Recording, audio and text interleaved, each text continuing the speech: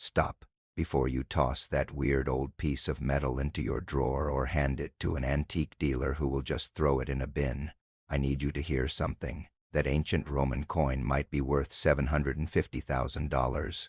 I am absolutely serious about this extraordinary claim, and you need to pay close attention, because what you might be holding is genuinely life-changing.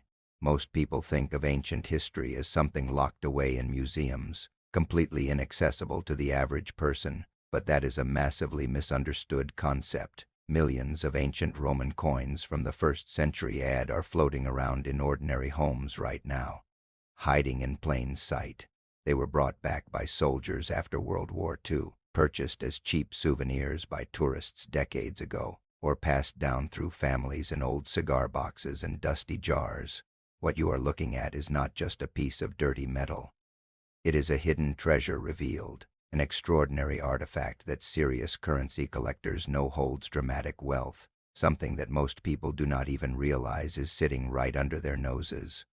Pull out every old coin you own right now, because today I am giving you the most complete guide to identifying ancient Roman currency from the 1st century. We are talking about the crazy, ghostly, and fragile pieces of history struck during the reigns of Augustus, Tiberius, Caligula, Claudius, and Nero. But before we dive into the catastrophic mistakes people make when handling these premium relics, and before I show you exactly what to look for, do me a quick favor. Hit subscribe and smash the like button right now. It really helps this channel reach more Americans who might be sitting on dramatic, historic wealth without even knowing it. Alright, let us start with a quick history and context, because understanding why these coins are valuable is the secret to finding the ones that are worth a fortune.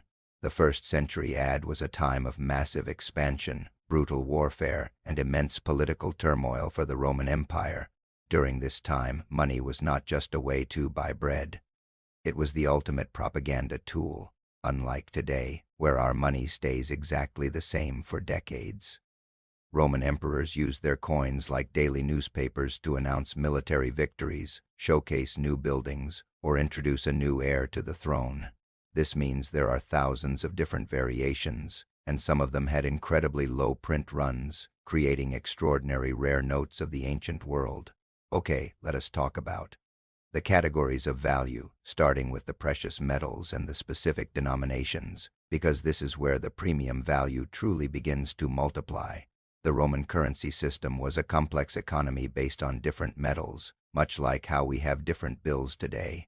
You have the gold aureus, the silver denarius, the brass sestertius, the copper dupondius, and the copper as. If you happen to have a gold aureus from the 1st century, you are already holding something worth tens of thousands of dollars, even if it is in terrible condition. Gold was extremely valuable, rarely circulated among commoners, and often hoarded, making any surviving aureus a spectacular find. But the silver denarius is the most common hidden treasure that average people actually find in their homes.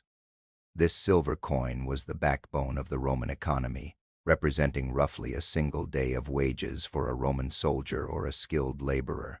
Now here is a category you must pay attention to: the emperors themselves. The face on the obverse, or the front of the coin, dictates a massive portion of its value. If you find a silver denarius of Tiberius, which is often referred to as the tribute penny famously mentioned in the Bible, you have a highly sought-after piece of religious and historical currency. But if you have a coin featuring an emperor who ruled for a very short, chaotic period, the scarcity skyrockets dramatically. Take Emperor Otho, for example. He only ruled for 3 short months in the year 69 AD, a bloody period famously known as the Year of the Four Emperors. A silver denarius of Otho is an absolute holy grail for many numismatists because there simply was not enough time to mint millions of them. You do not need specialized equipment. You do not need a degree in archaeology. No expertise, just knowledge. Look closely at the portrait on the coin. Is the emperor wearing a simple laurel wreath, or is he wearing a spiked radiate crown?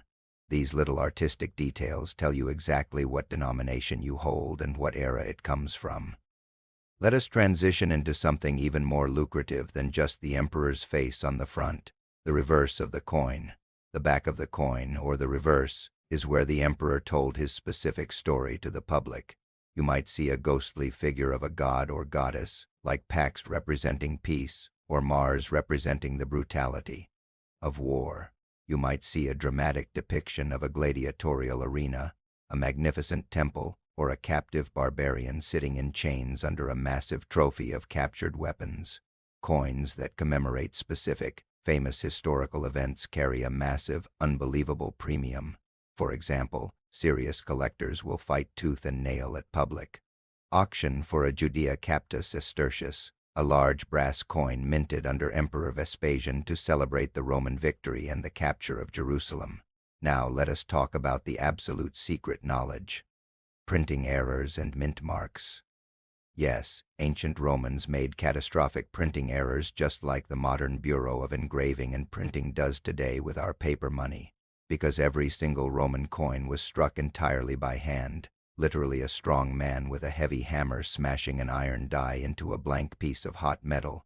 Errors were incredibly common, but specific types of errors are highly prized and incredibly valuable today. One of the most famous and highly sought-after errors in the ancient coin collecting community is the brockage error. This bizarre mistake happens when a freshly struck coin gets physically stuck to the upper die attached to the hammer. When the next blank piece of hot metal is placed on the anvil, the stuck coin actually strikes it instead of the carved die itself. This results in a crazy coin that has a normal, raised image on one side, but an incuse or sunken, ghostly mirror image of the exact same design on the other side. Brockage errors from the 1st century are insanely rare, visually stunning, and command massive premiums from dedicated error collectors. Then you have off-center strikes, where the hammer was not properly aligned with the blank, leaving half the coin completely blank and the other half with the image pushed aggressively off the edge. While some traditional collectors prefer perfectly centered, pristine coins, dramatic error collectors will pay a crazy premium for a massive misstrike that shows the chaotic human element of ancient minting. What about secret marks? Look very closely near the very bottom of the reverse of the coin, a small area formerly called the exurg. Sometimes you will find tiny letters or strange symbols hidden there. These are ancient mint marks, and they tell us exactly which city in the massive Roman Empire struck the coin.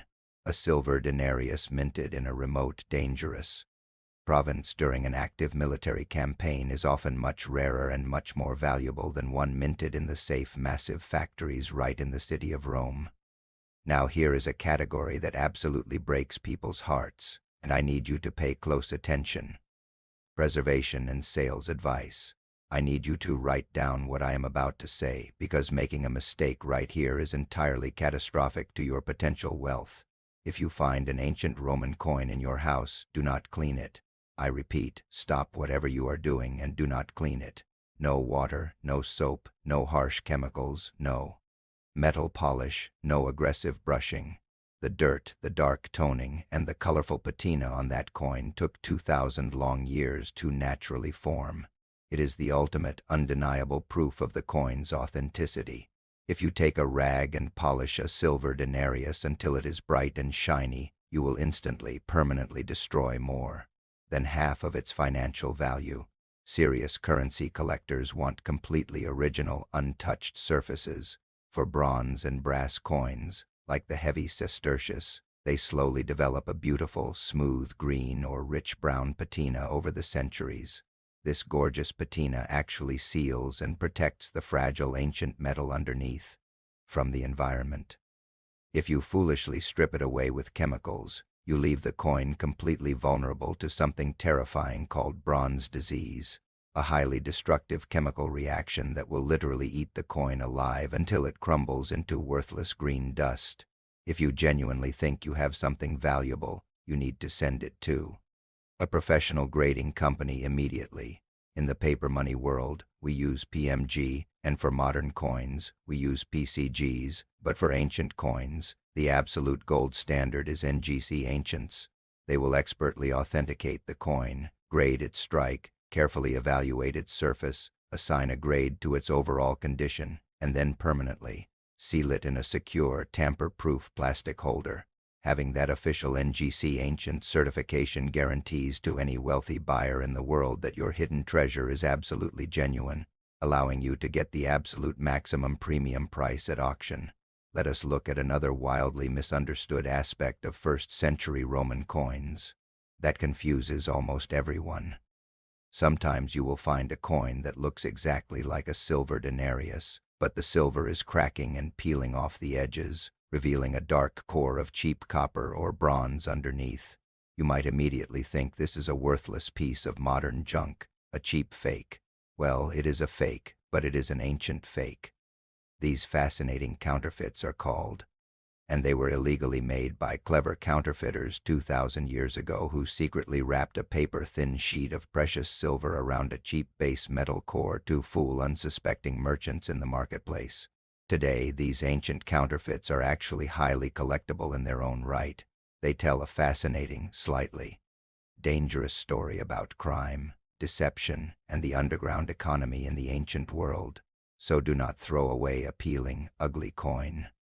It might still be worth hundreds of dollars to the right collector who specializes in ancient forgeries.